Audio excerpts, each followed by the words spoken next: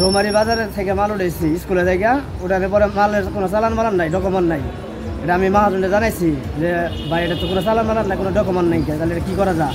মহাজন আমার বলছে যে গাড়ি তোমার বাড়ির সামনে রায় দাও, এনে তাকে পরে এটা সমাধান করবো। পরে এটা মহাজন নিজে যায়, গাড়ি আমার নিয়ে গেছিল, পরে এটা প্রশাসন জানাইছে, প্রশাসন কি আসামিও ধরে নিয়ে আসছেন থেকে। পরশু দিন রাত্রে আমার 10টার দিকে রৌমারির উদ্দেশ্যে ভাড়ার উদ্দেশ্যে রওনা হয়, 12,000 টাকা ভাড়ার বইলা।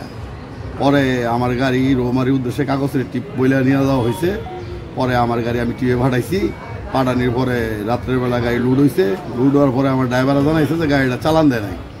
পরে আমি আমার ড্রাইভার সাহেবের বলছি তুমি গাড়ি নিয়ে যাওয়ার দরকার নাই, তুমি শেরপুরে কোনো জায়গায় তোমার বাসায় বা টার্মিনালে এসে প্লেস করো, প্লেস করে তুমি ঘুম টুম পারো। সকালবেলা পুলিশ প্রশাসন এই সেই আবি যাবি যা কিছুই আছে এটা চালান মালান দেখে তুমি পরে টিপে যাওয়া, এই বলে আমি আমার গাড়ি আটক নিজেই করেছি।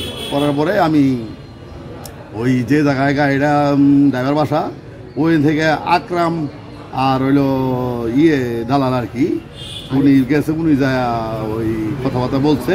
বলার পরে আমি গেছি, যায় বলছি যে আমার গাড়ি চালান ছাড়া টিপে যাবে না, এবং কি মাল সরকারি অধিদপ্তরে, মাল সরকারি অধিদপ্তরেই জমা রাখার একটা ব্যবস্থা করতো।